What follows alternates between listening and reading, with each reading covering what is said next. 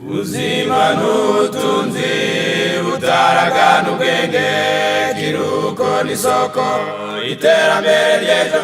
Mugira nta buzima ubutunzi butagaciro, shaka ubuzima none nibwo butunzi bukomeye.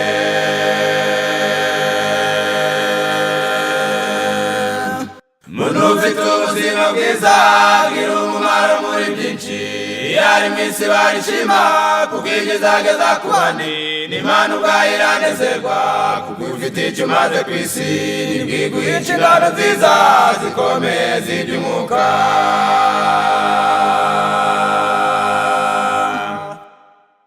Nyumwamazi kuri gahunda y'ibinyampeke n'amatunda, imboga ntizikabura iwawe, yewe mugenzi ujya mu ijuru.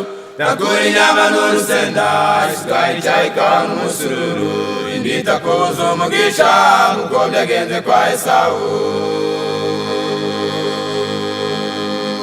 Reka twongere tubasuhuze kandi tubahe ikaze kuri yicano ivugurura n'ubugorozi, ku biganiro bitandukanye bihanyura mugezwaho kandi mukaba mwateguriwe n'ababwiriza butumwa bwiza bw'ivugurura n'ubugorozi.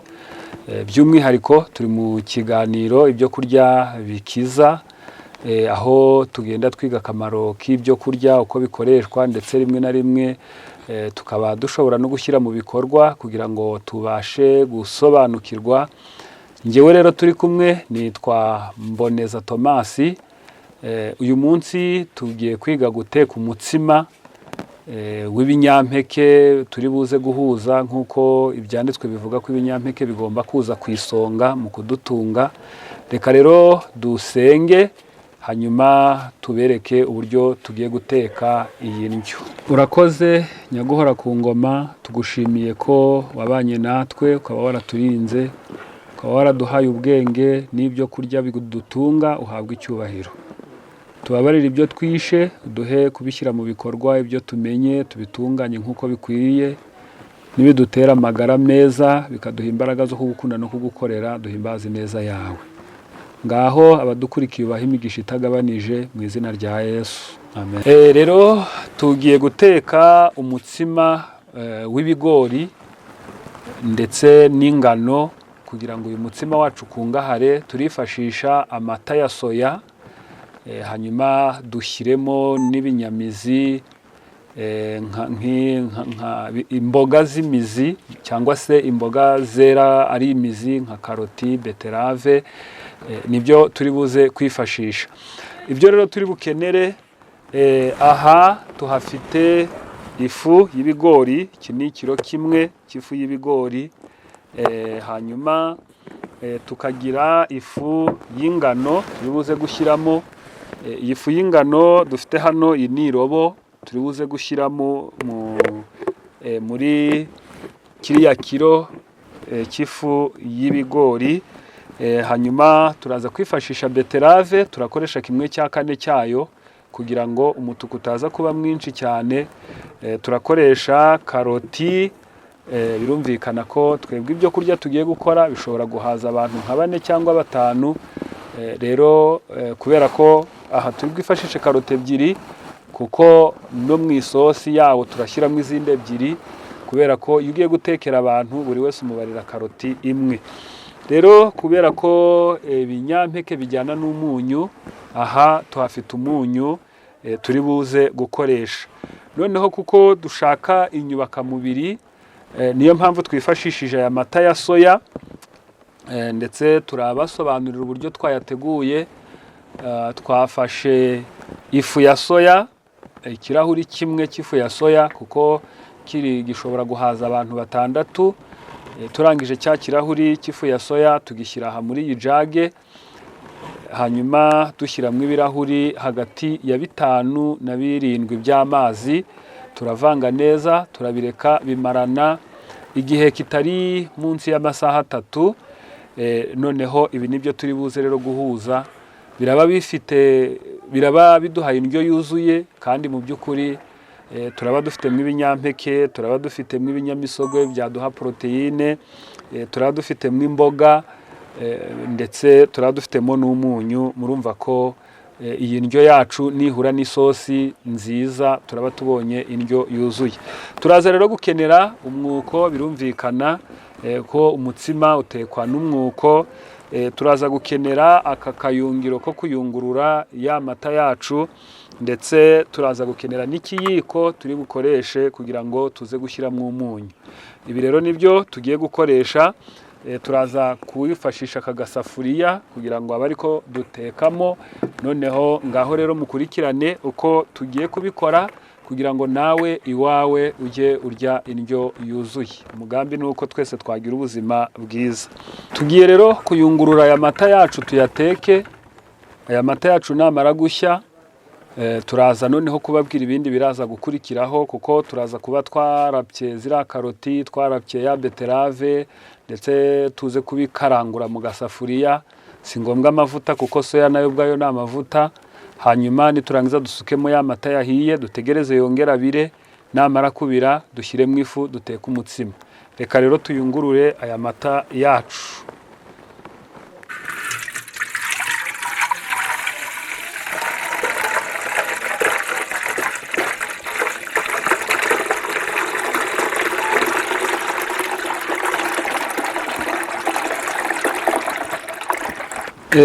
Tumaze rero kuyungurura amata yacu, ikigiye gukurikiraho ni uko tugiye kuyateka.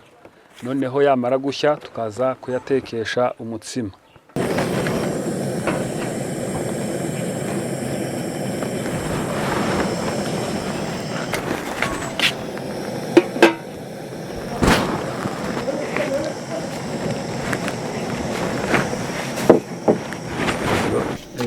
Nkuko twabibabwiye ko mu byo turi bukenere haraba harimo beterave. Urabona ni 1/4 cyayo, ni beterave imwe nasatuyemo 4. Hanyuma ndayihata ngakuraho kano gahu k'inyuma. Narangiza kugakuraho aka gahu k'inyuma, noneho nkayirapa nkoresheje ahangaha hato kugira ngo ize ifite dutoya.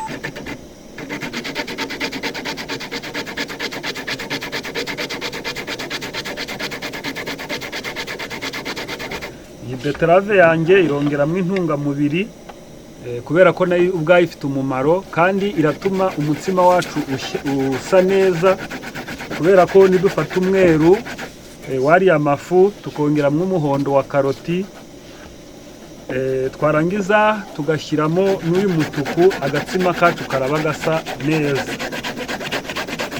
Tugiye kurapa karoti, murabona ko nayiharuye. Urabona ko itandukanye n'iyi ngiyi idaharuye. Urayiharura kuko aka gashishwa ka karoti kamerera nabi igifu n'amara. Niyo mpamvu ari byiza yuko iharurwa. Ntabwo ari isuku gusa cyangwa se ubusirimu, ahubwo nuko Imana karagaho, ntabwo Imana yemeye yuko abantu bajya bakarya. Noneho tugiye kurapa karoti turi buze gukoresha.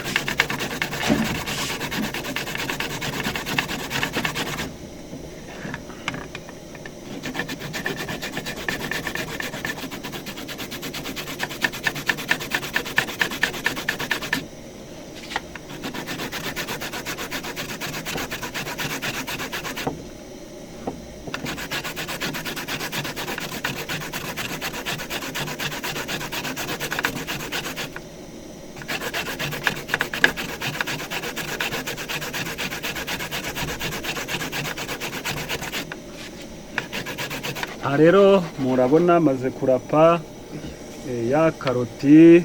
Dore iyi nayirapye rwose, kandi urapisha ahantu hato. Iyi ni ya beterave. Noneho ikigiye gukurikiraho rero, kuko amata yanjye ari gushya, ngiye kureba agasafuriya ndibuze kuyikaranguramo. Noneho nimara kuyikarangura nze gusukamo ya mata maze gushya, ndeke byongere bibire, hanyuma nshyiremo ifu nteka agatsima karaba karyoshye. Namwe nimukareba ku maso murabona yuko gateye ipfa. Amata yacu amaze gushya, noneho tugiye kuvanga ya mafu. Twavuze ko dufite ifu y'ibigori n'ifu y'ingano. Tugiye rero kubivanga. Ifu y'ibigori nk'uko twabivuze ni kilo, naho ingano ni robo.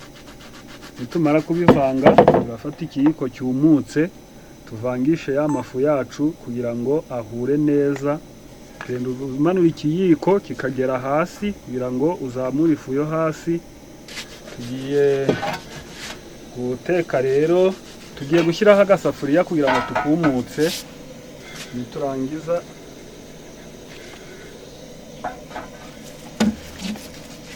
hanyuma turazana za karoti na ya beterave, hanyuma noneho tuze tubishyiremo.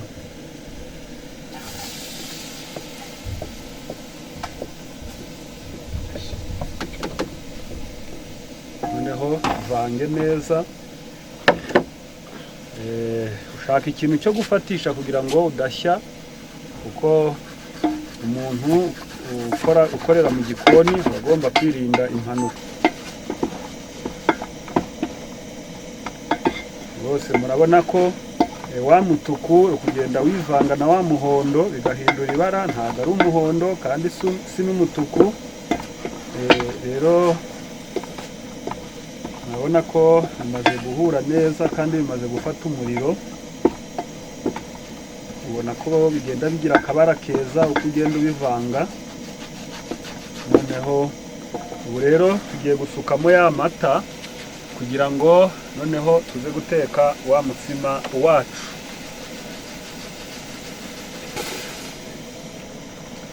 Usuka witonze kuko soya ari amavuta ishobora kugutwika.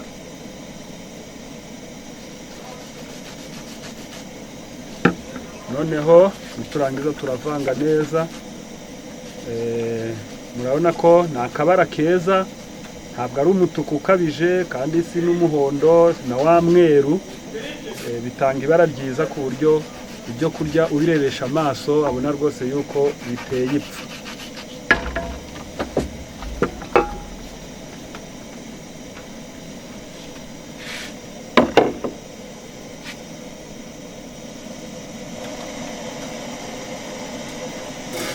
Reka noneho dutegereze amata yacu cyangwa se ibi tumaze kuvanga kuko ntabwo bikiri amata. Reka rero dushyiremo akunyu kugira ngo ibinyampeke byacu bishobore kuba biryoshye.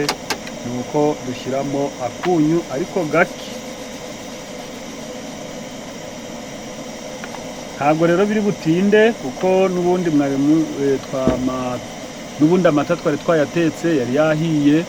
Rero kubira ntabwo bitinda kugira ngo byongere bibire. Impamvu tugomba gutegereza ngo byongere bibire nuko ibinyampeke birimo ibigori tuba tugomba kugiteka kigashya cyane. Igihe kitahiye neza gishobora kumerera nabi abakirya. Niyo mpamvu igihe cyose tugiye guteka ibigori tujye tubiteka bishye, yaba ari umutsima wabyo, yaba ari igikoma cyabyo, yaba ari ukuziteka ari impungure. Ugomba kubiteka bigashya neza kugira ngo bitaza kugirira abantu nabi.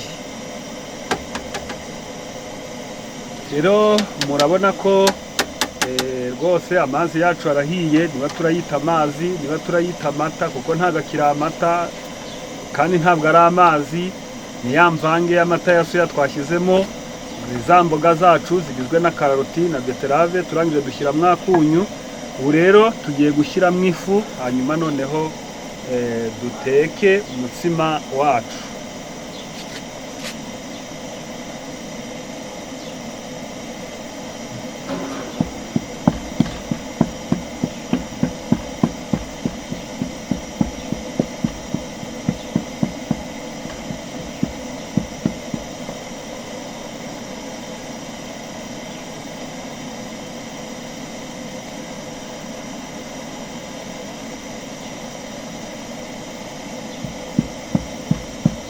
Igihe abantu bajya bateka umutsima bagashyiramo ifu bagategereza ngo irashya, ntabwo igishya, ahubwo ifu ushyizemo ugenda uyivangavanga n'amazi kugira ngo ihure na ya mazi ashyushye, hanyuma ibashe gushya.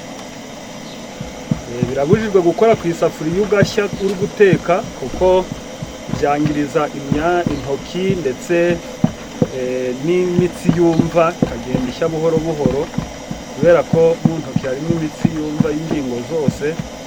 ugenda ucucuma utaravanga kugeza igihe ifu iri buze guhura n'amazi yose, niho wemerewe kuvanga.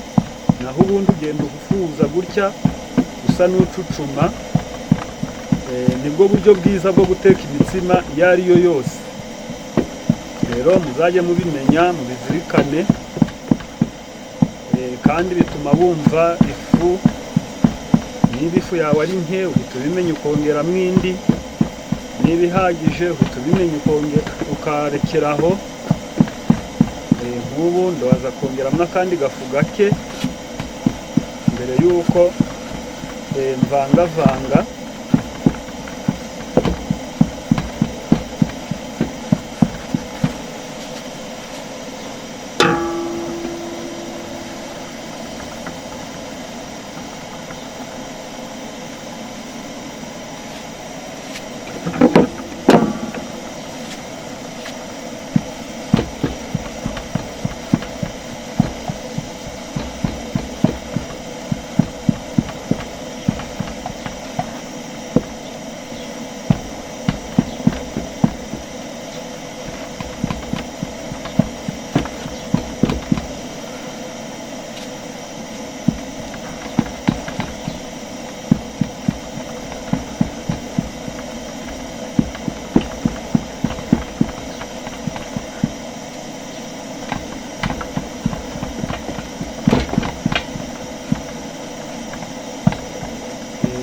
Bari kubibona, murabona ko ifu yamaze kwivangavanga.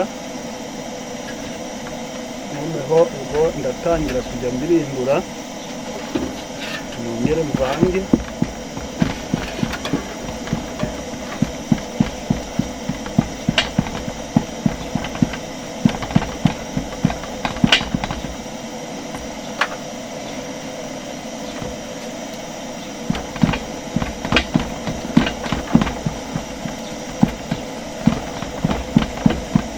Teka umutsima ugashya neza kugeza igihe rwose ubona utari gufata ku mwuko, niba umutsima wawe uba uhiye neza.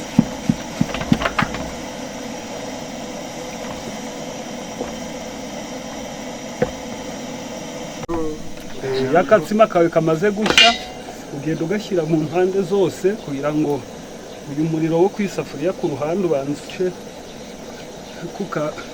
ugahisha neza rwose ku buryo ubona ko kabumbabumbye neza. Warangiza ubwo uraza kukarurira ku isahani y'icyuma cyangwa y'idongo, kubera ko plastique iyo ikintu gishyushye gutyo gitwika bya bindi bigize plastique bikaza kujyamo, ukarya ya plastique kandi si nziza. Niyo mpamvu rero tugiye kuyarurira kuri iyi sahani yacu aka gatsima kacu, noneho tuze kukarya karyoshye rwose. Ushaka wapfundikira gutya, noneho ukagira gutya kagahita kajyaho, ukaza ugatereka. Noneho ndakuraho ya safuriya. Agatsima kacu rero nako nk'uko twababwiye mu ncamake, kagizwe n'ifu y'ibigori, ifu y'ingano. Uburyo bivangwa ni ikiro cy'ibigori n'irobo y'ingano, karimo amata ya soya twateguye twifashishije ikirahuri cya soya ndetse n'ibirahuri 7 by'amazi. Turateka dushyiramo akunyu. Twaje kurapa karoti enye ndetse dushyiramo na 1/4 cya beterave. Ngaho rero Imana ibaha umugisha. Ubwo turagaruka tubabwira akamaro ka buri cyose mu bikigize. Imana ibaha umugisha. Nkuko rero mwamaze kubibona ko twarimo duteka umutsima w'ibigori ndetse twashyizemo n'ingano na karoti ndetse twongeramo na beterave. Rero mwabonye ko urasa neza, urakungahaye, ndetse twakoresheje n'amata ya soya. turagira rero ngo tuvuge akamaro ka bimwe mu byo twakoresheje ndetse n'umugambi wo guteka umutsima nk'uriya ukungahaye, aho umuntu ashobora kurya rwose akaba ariye ikintu kimwe ariko gikungahaye gifite ibintu byinshi. Duhereye ku kamaro k'ibigori nk'uko biboneka mu gitabo bita Santé par les aliments, cyanditswe na Dr Pamplona Roger, ndatekereza benshi murakibona. Iki gitabo rero nicyo twifashishije kugira ngo turebe akamaro k'ibi bintu birimo. Ku ipaje yacyo ya 224 haratwereka neza akamaro k'ibigori muri ubu buryo. Icya mbere, bitera imbaraga ku rugero rwiza kuko biruta ibirayi, nubwo wenda ingano n'umuceri zibirusha gutera imbaraga ariko nabyo biruta ibinyamizi. Icya kabiri, bifite isukari nziza ku buryo iyo ufite ingano runaka y'ibigori biba bifite isukari ya 16.3 kw'ijana, kandi ikaba ari n'isukari ikunda kuboneka no mu binyamizi bita amido, ndetse n'iboneka mu binyampeke zose zirimo. Rero bifite amavuta meza aboneka mu mpeke zazo imbere muri ka kabuto k'imbere, ndetse no mu gishishwa cyayo habamo amavuta meza akoresha umubiri, ndetse aya mavuta akaba afite ubushobozi bwo kurwanya urugimbu rushobora kuba ruri mu maraso rubi. Igogora ryabyo ririhuta, niyo mpamvu ari byo abana batangiye kwiga kurya baheraho nk'ibikoma byabyo, kuko ntago bigora igifu n'amara. Ifu yabyo irakungahaye cyane kuruta impeke, kubera ko iba yavanzwe ka gatima n'igishishwa na yafu byose byivangavanze. Rero ibikungahaye iyo ari ifu yuzuye, dore ko hari igihe abantu bibwira yuko na kawunga nayo ari ibigori. Oya, kawunga ntabwo ari ifu y'ibigori yuzuye, ahubwo ni indi fu ikomoka ku bigori ariko ntabwo ari ibigori byuzuye. Rero bifasha amara, bikura imyanda mu nda. Ibigori bifasha impyiko, bifasha tiroyide, ndetse iyo abantu babibonye bizahura cyangwa se byongerera umubiri abananutse cyane. Kawunga rero yo ntabwo ari ibigori byuzuye nk'uko twabivuze, ahubwo ishobora gukoreshwa mu masosi, igakoreshwa mu kuryoshya ibyo kurya kugira ngo byorohe. Birashoboka ko umuntu ashobora kuba agiye guteka nk'umutsima w'ibigori, imigati y'ibigori, akaba ashobora gushyiramo kawunga nke kugira ngo wa mutsima ube woroshye. Rero ako kari akamaro k'ibigori. Ni byiza ko bijyana n'ibinyamavuta cyangwa se ibinyamisogwe, ibinyamavuta cyangwa ibinyamisogwe, kugira ngo byuzuze intungamubiri zabyo. Niyo mpamvu twifashishije soya kugira ngo tubyongerere ubushobozi. Undi wagomba kubitekana n'ibishyimbo kugira ngo abyongerere ubushobozi, ndetse agakoresha iyo sosi. Reka turebe noneho akamaro k'ingano twashyizemo, kuko twari dufite ikiro cy'ifu y'ibigori, dushyiramo irobo ry'ifu y'ingano. Ibyo wabisanga muri iki gitabo n'ubundi cya Santé par les aliments ku ipaje ya 292. Hari akamaro k'ingano. Zifite fibre ifasha amara gukora neza. Ingano zifite amavuta meza, ku buryo urugimbu rwayo rw'ingano ni rwiza, nk'uko Bibiliya yavuze yuko ingano zitera abasore kubengerana. Ingano zifite umunyu wa kalisiyumu udapfa kuboneka mu bimera byinshi bitandukanye, ndetse ifite isukari ya amido. Ingano z'impeke n'ifu yuzuye, iyo zakoreshejwe neza zishobora kuribwa n'abadiyabetike, ubwo ni abantu barwaye diyabete ntibagire ikibazo, ariko ifarini yazo ntago yemewe ku badiyabetike, ariko ingano z'umwimerere n'ifu yazo biremewe. Ingano zikungahaye kuri vitamine B ya mbere, B ya kabiri, B ya gatatu bita niacine, B ya gatandatu vitamine bita folate ariyo B ya 9, na vitamine E.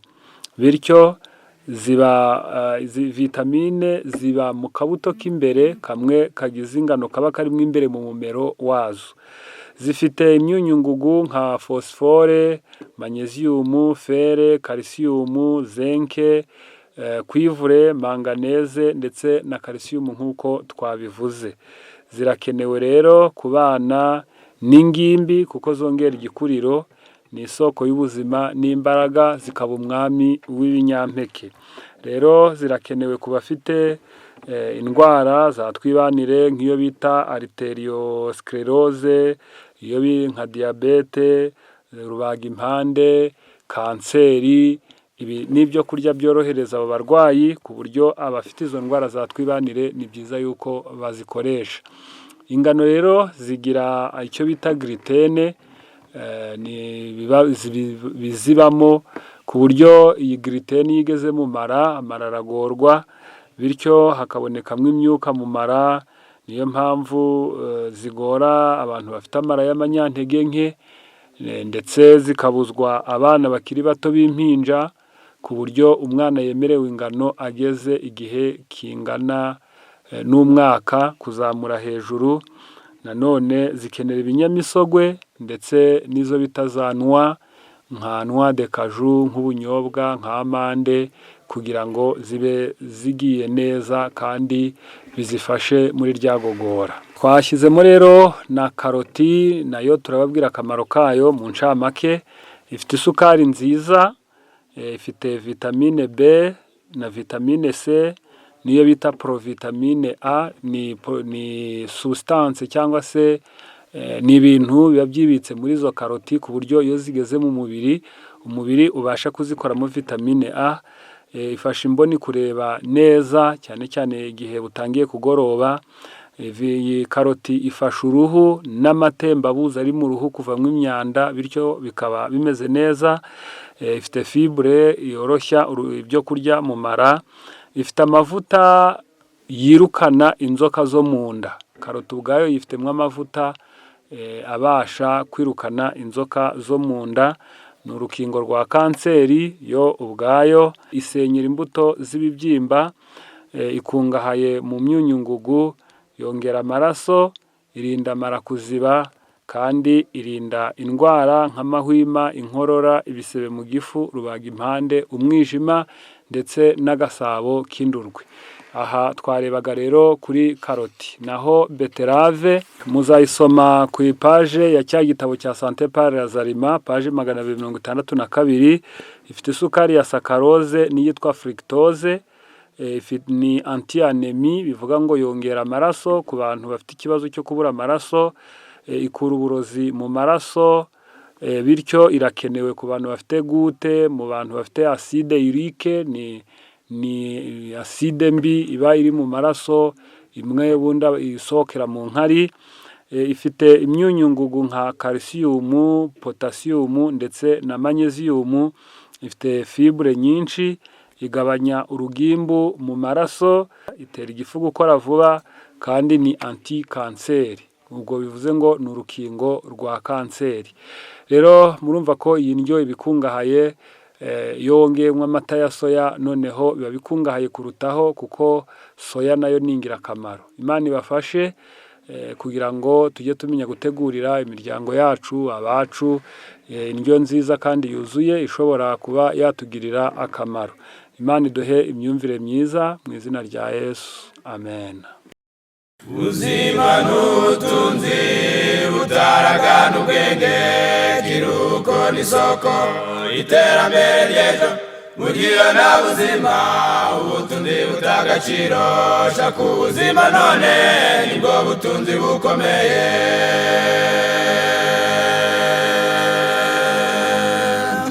Muntu ufite ubuzima bwiza agira umumaro muri byinshi. Yari mwisi barishima kuko igezageza ku bandi, n'Imana ubwayo iranezerwa kuko ufite icyo umaze ku isi. Nibwiguhe inshingano nziza zikomeye z'iby'umwuka.